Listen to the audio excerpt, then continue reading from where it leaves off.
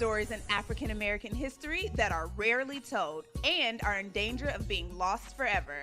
That's where actress Karyn Parsons steps in. I wanted to get these stories out. Parsons created Sweet BlackBerry, an organization focused on bringing little-known stories of African American achievement to children everywhere. If we start to see how much Black people have contributed to the country, to building this country, all along, from the beginning, I think that we can understand, children can understand their value. Karyn and her Fresh Prince of Bel-Air co-star Tatiana Ali, who serves on the board of Sweet BlackBerry, have turned these little-known stories into animated DVDs for all children to feel a sense of shared history. What I love about her vision is that they're African-American stories that are quintessentially American, that every American child needs to hear and know.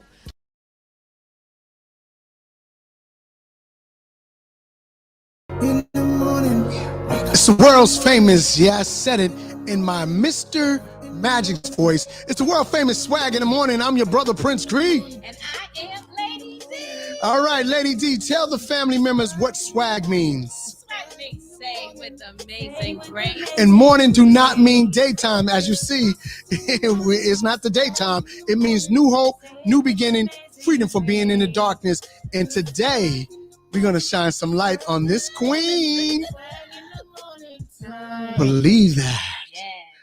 So, lady, I am excited today. Let me tell you something. I have been super excited all day.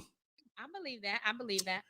When I see positive people who I watched, and on TV and doing the great things, but when they just decide to make it all about the everyday person, to sow back into communities, to sow back into people of color and everybody, because I know what she's doing is not just to shine a light on African American history that may be lost, but it's just everybody needs to know about it. That's right. And I can tell by the passion you can hear that I'm listening and following her in her voice tone that this is going to be a wonderful, great day. I was saying this, today is Black History Month. Okay, and then you confused everybody. Yeah, I know. Yeah, well, I don't care. Look, my mission was to confuse people, Lady D, so people can know that Black History Month has to be every month. Because if we'll let people slip past not focusing on BlackBerry, sweet BlackBerry, sweet. why wait to Black History Month to know about what she's doing? That's why I'm saying we have to change we have to change things in our culture, because we are so programmed to say, all right, February, like for example, the meeting we had yesterday about mental health. Why wait to May to start talking about mental health awareness? Right. When we can talk about it every month. So when you're caught up in a system thinking, you start losing people. Right. When you start being systematically, you start losing people. Right. People need to know about Sweet BlackBerry now, not February. Okay, yeah, I said it, and I'm. All right, so lady, how was your day? My day was great. How was yours? I told you I'm excited. I told you I'm super hype I all day today. Yeah, I was super hype. But listen. Yes. You okay? I'm good. Okay, look, get yourself together, Lady D. I'm not picking with you today, but you're gonna make me pick with you today. You always pick with me. It's nothing new. Look, here's the only time. This is the only time I get to say stuff to my wife and not sleep on the couch, because this is our media. This is our platform, and this is our, this is acting. You keep it up. Keep it up. So, lady, I'm going to jump into the swag, top three swag topics. Okay. Right, and so that's something I want to introduce right now today. Okay. So I'm a news person. I'm always on the news, CNN. I'm watching the trial, on HLN. And so I'm all into news. I love it. Right. And so the third topic I want to speak about, I want to introduce is about the Black Lives activists in New York City threatened rioting and bloodshed to the mayor-elect Eric Adams. They was going in. Really? On live. They had it videotaped. They was going at it. And it's all because they are saying to him, he better not. And this is how they approaching him, man. Like, God, let the brother get a a chance to go and sit into desk in the mayor's office. Wow. But they threatened bloodshed or rioting if he reinstate the anti-crime unit in New York City. And so that unit is want people to speak about it. If you know about it, y'all can look it up. There's a lot of things going on with stop and frisk, and a lot of things that New York police officers had a lot of leeway in it. But I want y'all to go ahead, and that's one of the top 3 swag topics. I want you to go and research and learn more about it. Number 2. I always want to do that.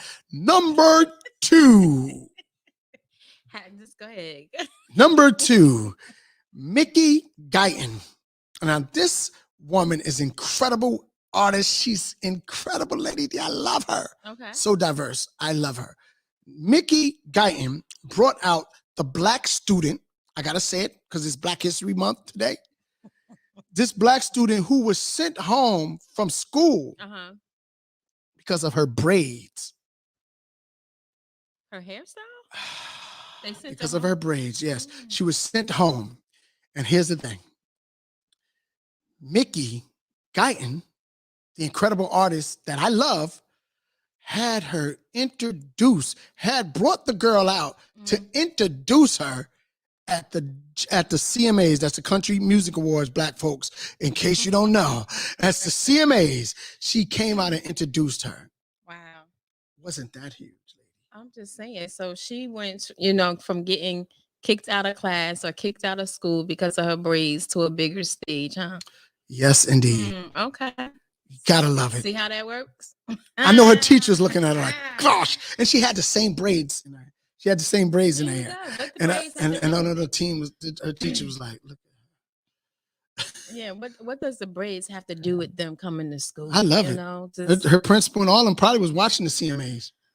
She did that on purpose. Well, look at that. Number one.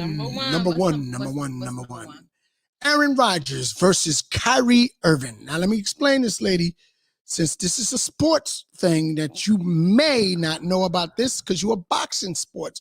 You love boxing.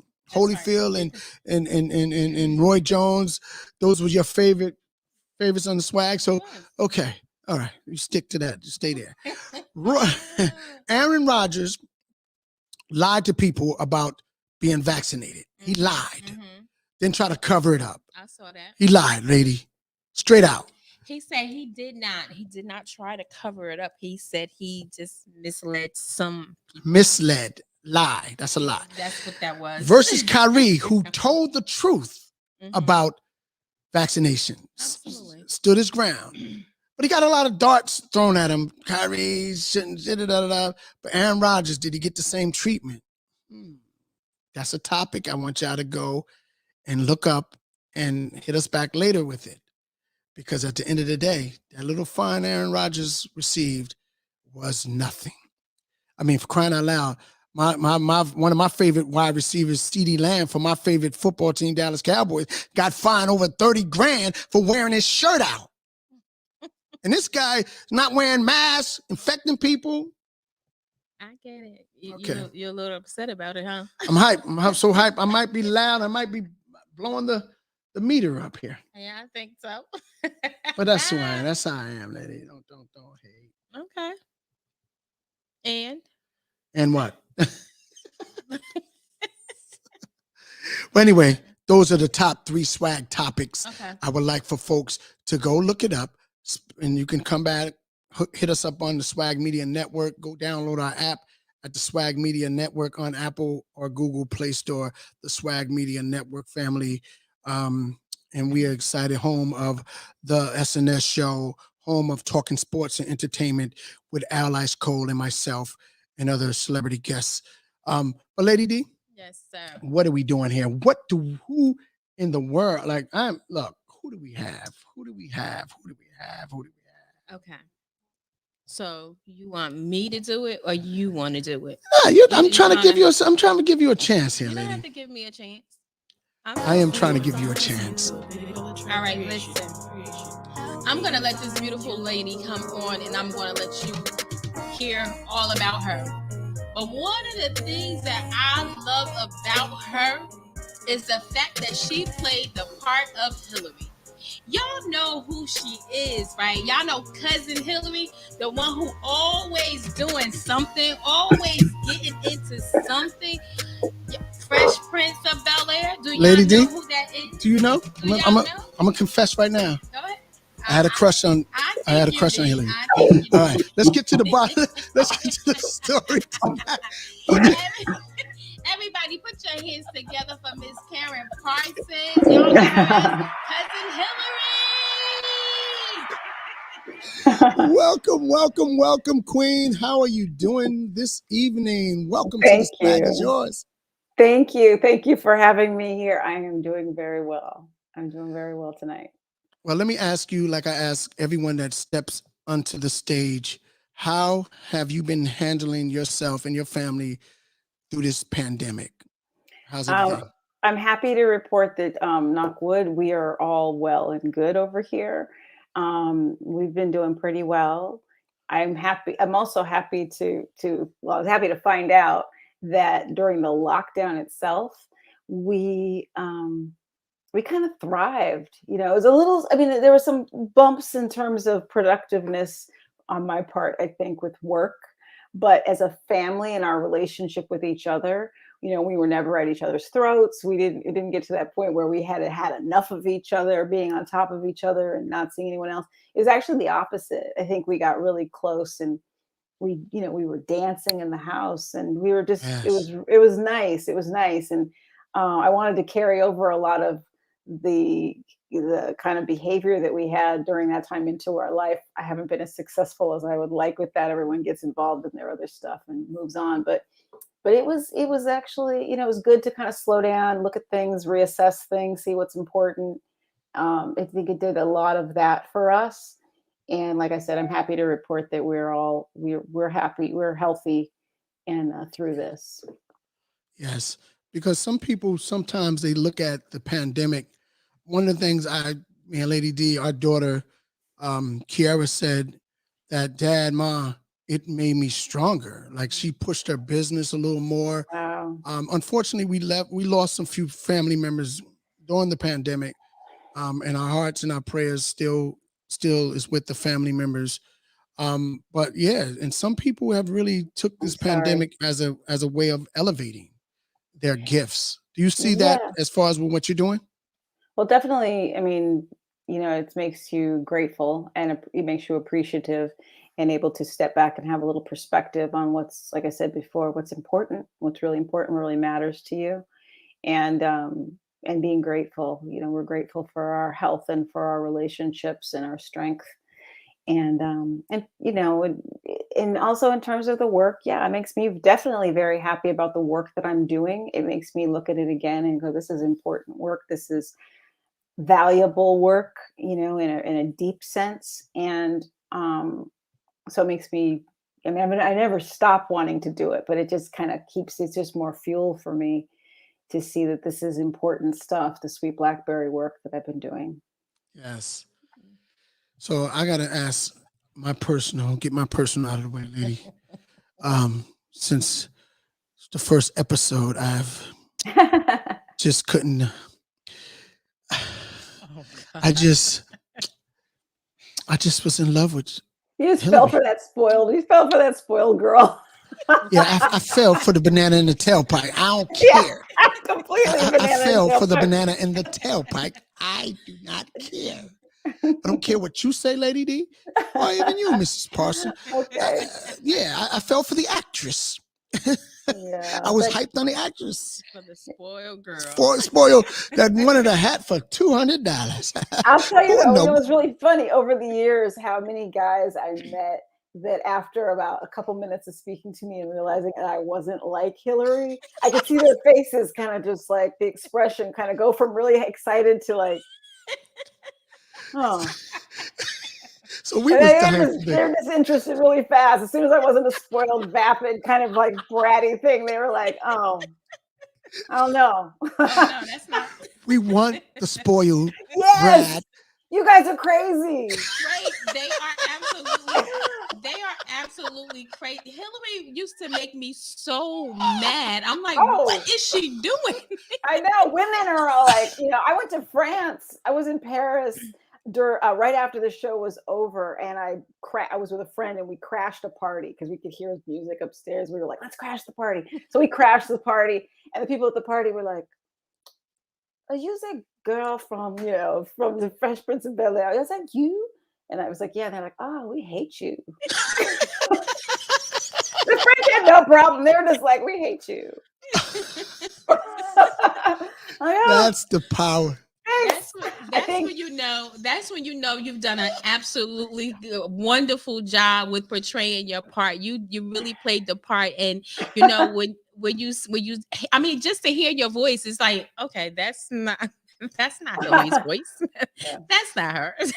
But you know what, we really did really loved the show and all that it brought forth. And I saw so many things in it, but Hillary was the one that I used to say, if she do one more goofy thing, I'm gonna lock her in a closet. I was waiting for something. I was waiting for her to go off on jazz. I was waiting for her. Like I'm sitting there like, yes, yeah. Yeah, the punches were really, really good though. You were really on point with that. Amazing, man. Well, the writers, I was lucky. They supplied me with some good zingers. I came in, I threw out that crazy line and left, and I was like, yes, I get the good ones. Yeah, you were the bomb. So how was it? I mean, and we're going to ask some of these questions about, Fresh Prince of Bel-Air. We're going to ask those questions so we can move on to what you're doing with Sweet BlackBerry. Now, on the set, how was it with, the cohesiveness? How was that on the set? A lot of shows we learn afterwards that, they didn't get along so well. But how was it on the set of, Fresh Prince of Bel-Air? Well, I think most people know by now that it was like, we were all kind of crazy about each other. It was from the very beginning, it was very special that way. Like that does not happen all the time, but we had a week to shoot the pilot. We had less than a week to shoot the pilot. I think we had a short week, like 4 days or something. And we came together, and it was so immediate that we were kind of crazy about each other. Like all of us, we liked each other so much. We liked each other's company. We loved acting with each other. We clicked very quickly as actors, which is part of, you can see in the show, which works really well. Our chemistry is really, really strong. I mean, it was like playing sports and being in a zone all the time, because you're like, you throw the ball and James catches the ball and then he throws it around his back, and then Janet would grab it and she'd like whoo, and and Will would get it and do some kind of fancy thing, and somebody it's just like you were all like boom boom boom boom boom. It feels good when you're in that thing where you all know your characters, and you get into a rhythm. It was, I mean, I have to say the writing was really good. And they worked really well with us, which increased made that working relationship even better, because they would watch us do the show. We do run-throughs, and they'd watch us run through the blocking with the lines early in the week, and then they'd ask us after we were finished, now how did it feel? What did you think? And we could say, hey, this part when I do this seemed really ridiculous for my character. Like I wouldn't be talking to him, I'd be talking to her. Like, why would I tell him that? And then they go, all the writers start writing their notes. And then, there would be little things like that. Or you'd say, like James Avery was very good about protecting the integrity of this Black family. And he would say, I'm sorry, but she couldn't say that to me. In real life, that my daughter could not speak to me that way. Right. That would not go over in this family. And so the writers would write their notes down and get it. And he's like, he would say, a Black family, that this kind of thing won't fly, or this kind of thing, the family. He tried to keep really, not tried, he really spoke for the integrity of the family, of the unit, of the Black family. And they listened. They listened. They were it was never any resistance to it. They always wanted to make sure they were representing the family right. They wanted to make sure that the individual characters, that we all felt like, like we were, that it made sense for our characters. They had so much faith in our interpretation of our characters. Nobody was pushing anything on us, which was great. Really, I mean, I really appreciated that their agenda wasn't so strong. It was more important. And Will was a real advocate for the show and the integrity of the show.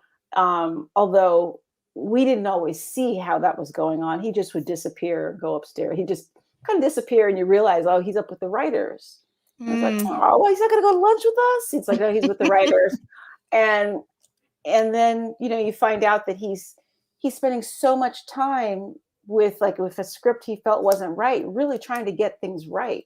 And trying to push it in the right direction as well. And I didn't realize how much he was doing until much later. But yeah, that young kid was really working. Yeah. Working. Yeah. Wow. His transition was amazing. We came through in hip hop with him and Jazzy Jeff in music through Profile Records and performing out there. And his transition from being a hip hop artist into an actor, I always knew he had the theatrical vibe, even on his stage performance when he was in hip hop. I always felt that in him. He was different from the average New York rappers and northern rappers. And he was just totally different. So I saw that, and I wasn't shocked or surprised of his transition. So I can see that. Yeah, that charisma. I mean, he had so much charisma, right? It came through. I knew parents just don't understand and all that. The hits, I knew the hit in the hit videos, I knew that stuff. But it came through for sure, and he was, so charming and funny and loves an audience. He loves performing that way. But also when we would do the show, we did it in front of a live audience. And so that was just like, for him, it was like a concert. He was like, he got to get up and perform for everybody, he wanted to make everybody laugh, and he loves to do that. And so he could do that every Friday night. Wow. Shout out to Benny Boom. So getting into the character of Hillary, we can actually see that you were you're different than Hillary. So was it hard for you to get into that role, or how easy was it for you to get into that role? It was kind of easy. It's alter ego, silly. So, you hear it? It's so fun to be so bad, right? To be able to say all the bad stuff. Because she got to say, she was like, be painfully honest, brutally honest, just like, I'm too good for you. She just say it, I'm too good for you. It's like, well, why don't you do that? Well, I don't want to. She was like, forget all the niceties and stuff. And I grew up, you don't say if you can't say anything nice, you don't say anything at all. And everything was always very polite. And that was my upbringing.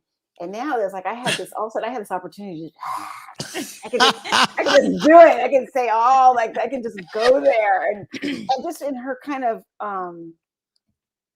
her strange innocence too, because she just, I mean, sometimes she was nasty, but she wasn't usually saying things to be mean. She just had a really nasty little thing in her that just was like, oh, who shot the couch? She's just like, and she was just like saying these things, and it was kind of in a strange way, kind of innocent. And then she had this insane confidence.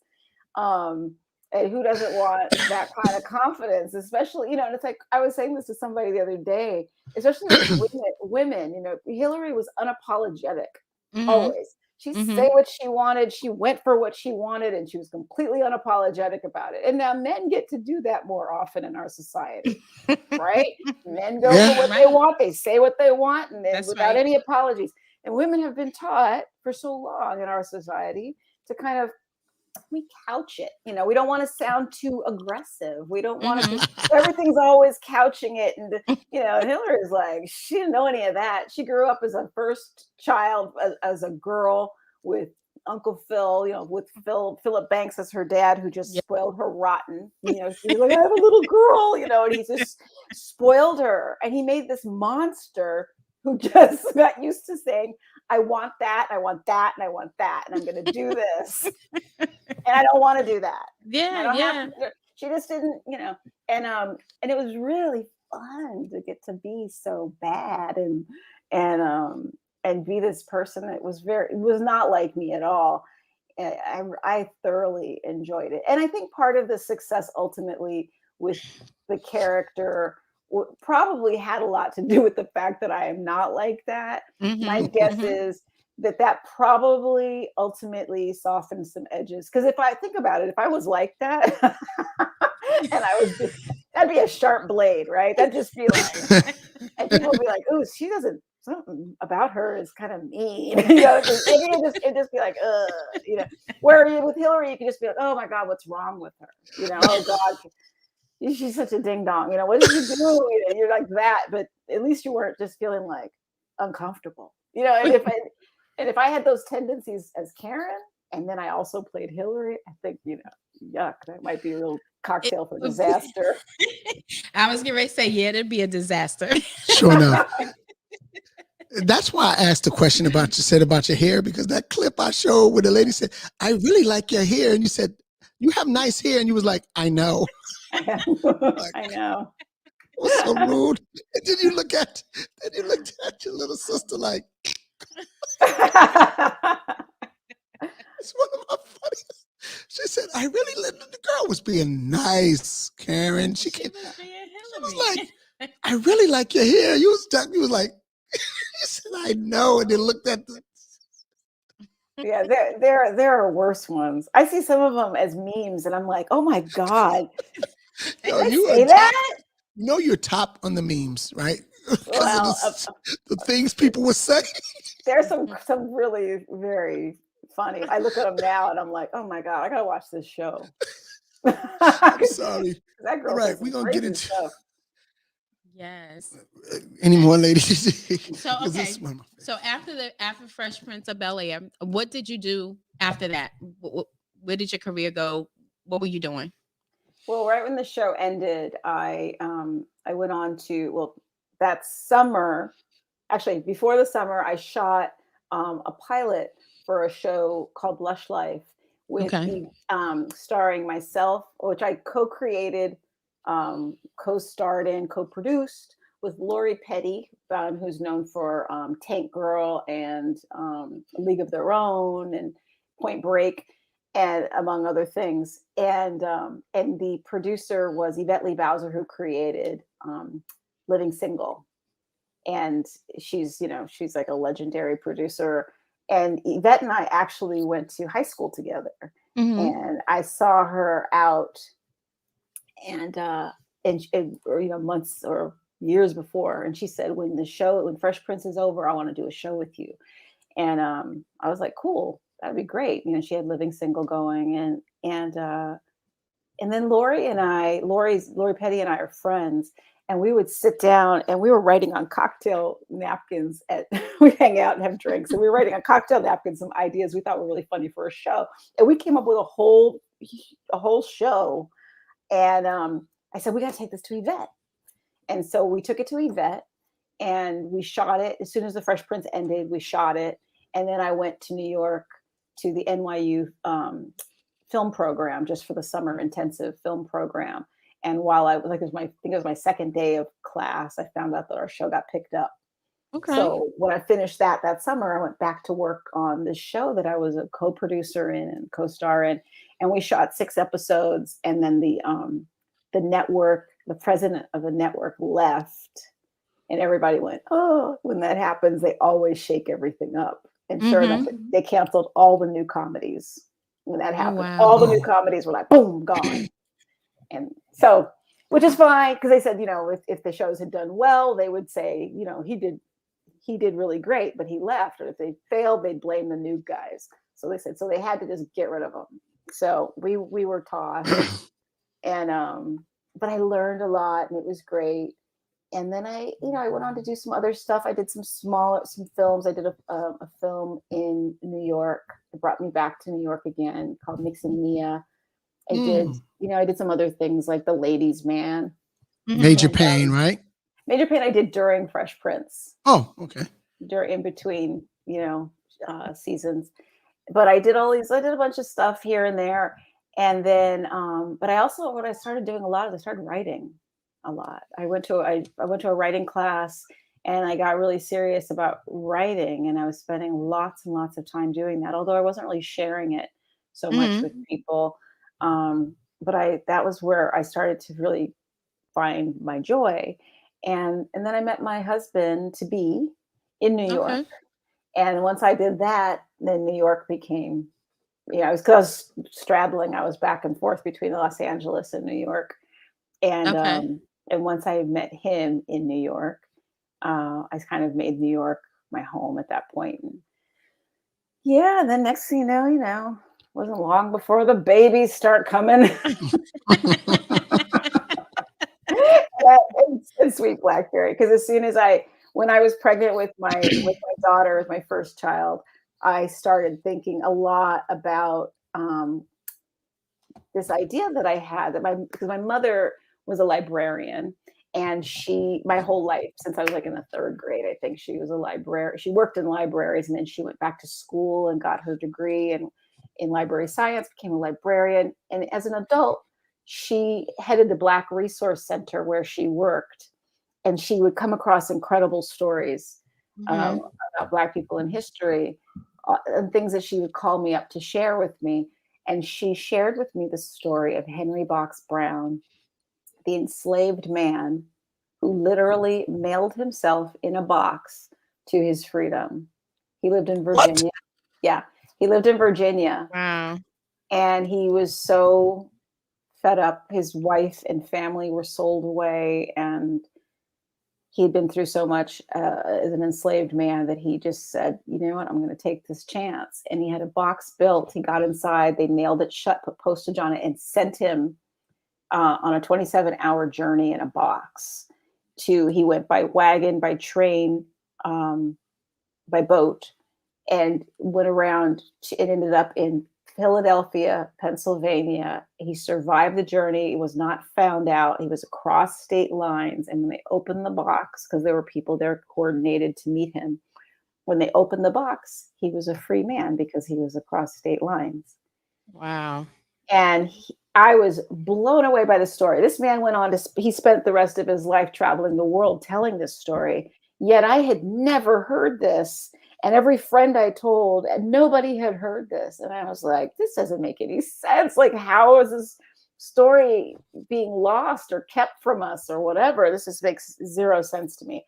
Right. So, and I also just think of it, I was thinking for kids, like as a book, like a man in a box and the mystery and all of this, and having to hide. And then this triumph, this act of determination that results in this incredible triumph. It's such a great story, but it's also such a story of not giving up and showing children that you don't give up and about what you're capable of. And if you really stick with something and perseverance, it's just great for kids all around. Plus his story is important. So that was the impetus for me to start my organization, Sweet Blackberry. But it took me until I was, pregnant with my first child before I got with it, because I talked about it for years. And then, I want to do a line of books about people you don't hear about, and Henry Box Brown, and more. And I was discovering more people. And then when I was pregnant with my daughter and I kept going on, my husband was like, you just need to stop talking about this so much and just do this. And just do it. He's like, this is important. He's a filmmaker. He's an independent filmmaker. So he doesn't wait. He's like, he writes the script, he gets a crew, and he puts it together. So and as an actress with that background, it's a lot more passive. You're sitting by the phone like, is my agent going to call me? Right. It's just a different relationship to making things happen. And so I had to figure that one out. And I started calling people and saying, hey, this is what I want to do. You have any ideas how I can do it? And the beauty is when you put it out there like that, people, and you're passionate, people come back and they're like, well, I don't know how, but I think I have a cousin who knows an illustrator, or I think I know somebody who knows this. And all of a sudden, everyone's trying to help in any way that they can to direct you toward this goal that you want. And that was part of the real beauty of doing this, of starting this, was seeing this community of people try to figure out a way to make it work. You know? I love it. Yeah. I love it. In case people may think sweet blackberry is a drink, I tell them KP, what it is. I want you to explain to me. Explain. Well, if you want, it is a cocktail. No, in my house. And it's gonna be in my house. I'd like a sweet blackberry right now. Could you bring me a sweet blackberry? Me too. I was about to say, we don't have that person. Can you please bring me a sweet blackberry on the rocks? Dry. On the rocks, honey. But no, it's a series of what I started out with were short animated films. I wanted to do books, and at the time that I started this, self-publishing wasn't what it is today. So I didn't exactly know how to go about it. It wasn't just some simple thing. I met with publishers, and I was trying to do it the old-fashioned way, just through large publishers. And I had some good meetings, but it didn't gel. And so as I started talking to people, I met people that said, someone said, I know an animator. You might want to think about animation. And I started thinking, you know what, I could make a film of this. That's true. And I was meeting lots of people who had just had small children, and, they felt guilty about putting on like little DVDs for them, but it gave them a moment to be able to breathe. And if they put something that they felt good about. So I thought, this, it's entertaining and it's fun, but it's also educational. This might be a good thing that way. And so I went over to animation. And so I've made 4 short animated films about real people in Black history that you just don't hear about. We did The Journey of Henry Box Brown, which is narrated by Alfre Woodard. We did Garrett's Gift, about the inventor Garrett Morgan, who invented the traffic signal, among other things. And that's narrated by Queen Latifah. We did the story of Janet Collins. It's called, what's it called?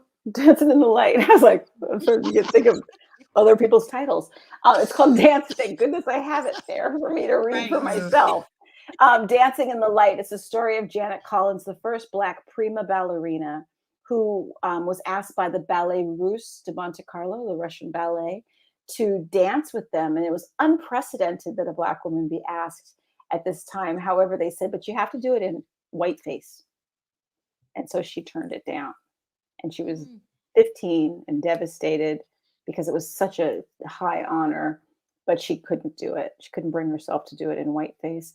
And but she went on to become the first Black prima ballerina anyway. She won the Donaldson Award, which signifies Best Dancer on Broadway. She was the first regular Black player at the Metropolitan Opera.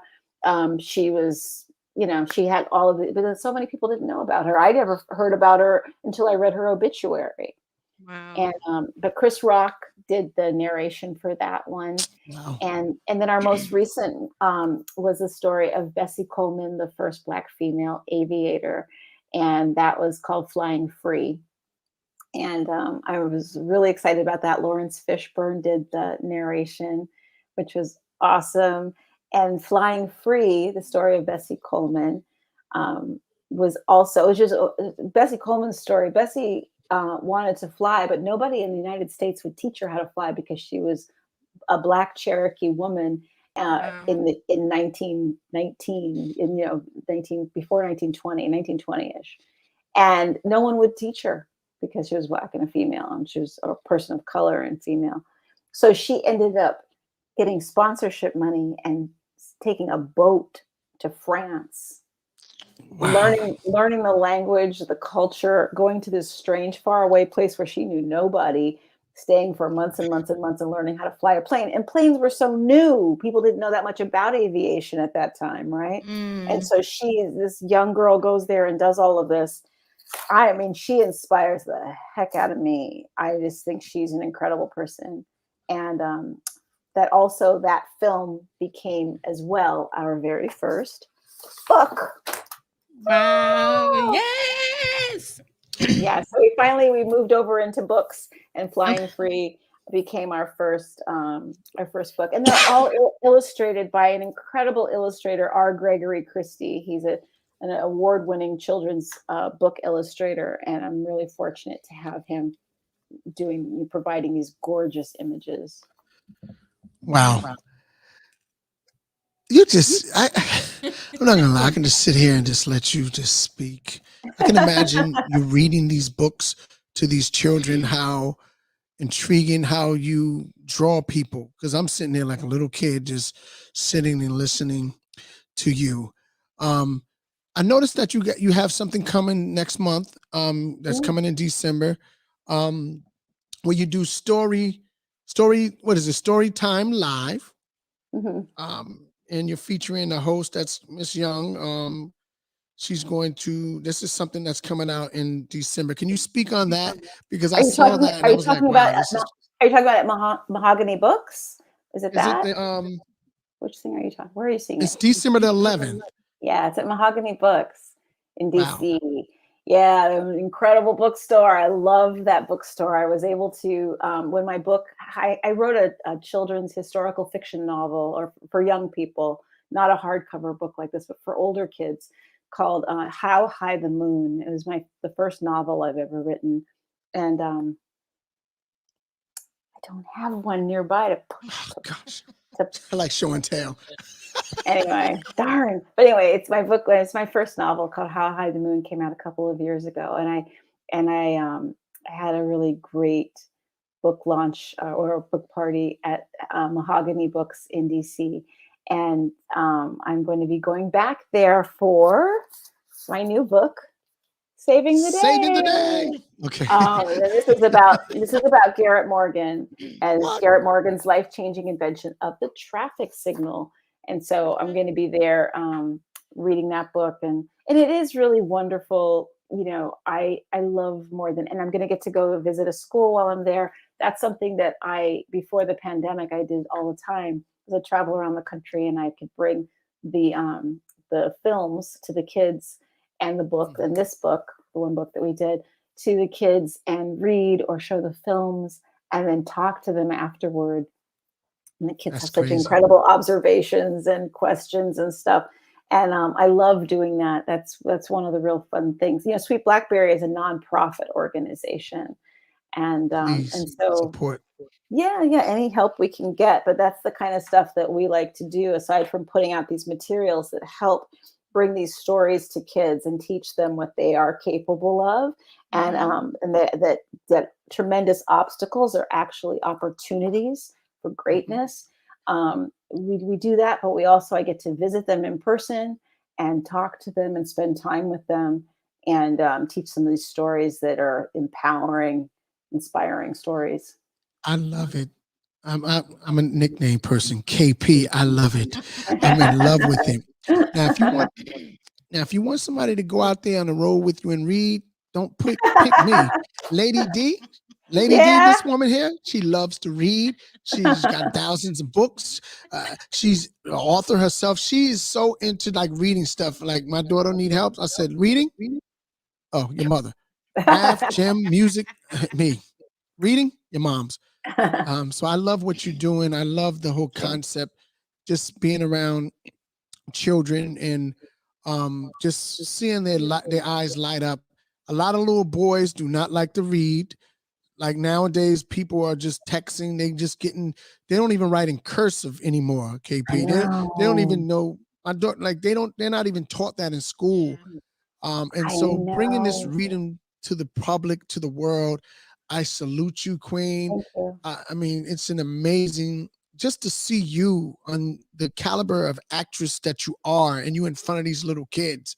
They probably don't even know, you know what I mean? Like, who you really, who are you? Like, And so that's the beauty of it, because you don't come in with that, I'm pretty sure. And so I'm so blown away.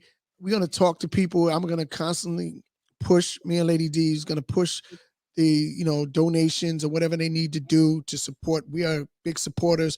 Our whole Swag Media Network team is a family members of people with nonprofit organizations. We have shows where there's nonprofit organizations within our whole organization. So you coming here is really special to us, to be honest. And so whatever it is we can do to help push your purpose, we are here for you, lady. Now, is there a place? Well, let me just go here. We have some viewers on, and Cherie said she thinks that what you're doing is awesome. Thank you. And your networking and all of that, she believes is key. So we do salute you. Now, where is it? Because my mind is going as you're talking about these kids, and we thinking about Black History Month coming soon, and we want in my mind, I'm trying to put some things in place. Where do I find these books, and where can I find the film so that I can probably grab some kids and show have a night, films? right? Yeah. We can have a night. We have the thing we're doing here in Virginia Beach for Black History Month, where my play, My Life Matters, is geared towards bullying, mental health, suicide. So we do a musical with a purpose. We're big on just bringing the books on stage and having because the play is it's not scripted. So it's like based on real stories and us bringing music, song, and dance to the stage. And we wouldn't mind getting a few books, whatever we have to do. I'm pretty sure Cherie, one of our partners in with the SNS show, I'm pretty sure we'll get some books and we can do what we need to do to support this movement. That would be great. I mean, just visit sweetblackberry.org. And I would encourage your listeners to visit sweetblackberry.org. And we have a store there, or you can find all 4 of the films and the 2 books as well. And I think we have other merchandise on there, or if we don't, we will soon have additional merchandise, but the films and the books are there in our store. You can also see what else we're doing. You can also visit me at Karyn-Parsons.com to see all that I'm doing in terms of, books, appearances, Comic-Cons, all kinds of stuff.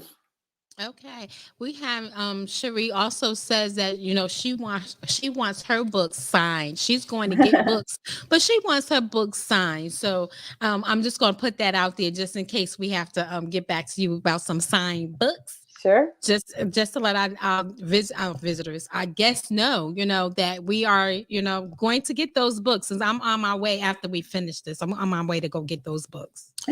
As I know. She loves some books. Me too. I love the animation part.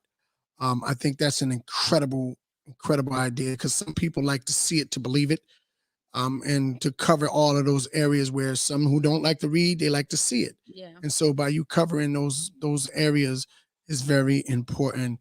Letitia Council said, you guys are amazing. You are amazing. So we just want to salute you on this day. Thank you for joining. The stage is yours. Taking time out of your precious schedule. I had to confess, I got it out. When you said you had the husband, feel better. Yeah, when you said you had a husband, that's just ruined my day. And I just want to say, thank God. I admire him. He's probably the best guy on this whole planet if he has Miss Karyn Parson. He's probably the luckiest guy on this whole entire planet. Yeah, okay, I'm going to go tell him that. Tell him that. Yeah, remind him. Just remind him. Because he knows. Honey, you lucky. Yeah. But at the end of the day, I'm pretty sure you're lucky too. I am lucky, but he tells me that every day, I have to say. See, I'm lucky too. I'm lucky to have this beautiful woman putting up with me. Thank you. Lady, any final words? We already know, Miss Parson. If you like to tell people again, the stage is yours. You can say what you want, do what you want. This is the time for you can shine a light. You can do what you like. You can take another hour or 2 if you want. No, I just say to please visit sweetblackberry.org to see what we're doing, and also to find the books. the Sweet Blackberry books and the Sweet Blackberry films. And you can also visit Karyn-Parsons.com, which tells all about Sweet Blackberry, but also about my book, How High the Moon, and other things, that projects I'm working on and appearances that I have coming up in different places. Yep. All right, but before we go, I just wanted to read this last message on here, because I like to make sure that our guests know, our listeners and our viewers know that we see what they're saying, we hear what they're saying. So Letitia Council says, "Thank you, Karyn Parsons, for bringing our history to the light for our future." So thank you. Thanks, Letitia. Thank you. Thank you. Hey, Karyn, we'll stay in touch by any means. All right. We will. Because once you come in the swag house, once you come in our house, you're a family member. You are cousin. Okay. cousin Karyn P. Cousin KP. Okay. Listen, we love you to life. And there's nothing you can do about it but love us back. And in the process of loving us back, take a selfie and say to yourself, my life matters to the Lord. We love you, sis. God bless you. And continue to do what you're doing. And do it best, lady. You said it all. Said it all. I didn't hog up the show. Thank you for joining us. Thank you so much. Bye-bye. Thank you.